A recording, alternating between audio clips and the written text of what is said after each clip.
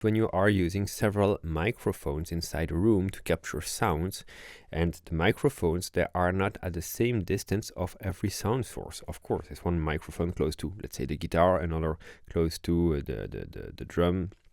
whatever. And so if some mics are capturing the sound of different instruments and you are mixing them together,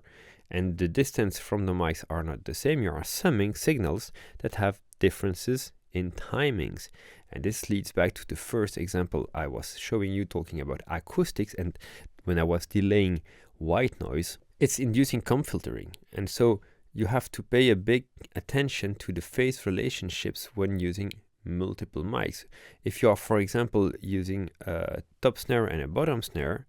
this is why we need to flip the polarity here, because the bottom snare will move in the counter movement of the top snare. So if you were summing the top and the bottom, if you are using overhead microphones, this is why you should place overhead microphones at the same distance from the snare, because if you are hitting the snare is always playing in the center. So if you are panning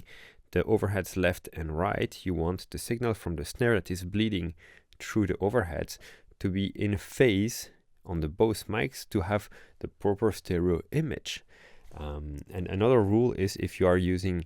several mics to mic one source, let's say you have a close mic for the finger pick of a guitar and a further away mic for the room, then you should have the further away mic at least 3 times the distance from the close-up mic, so that the signal is diffused enough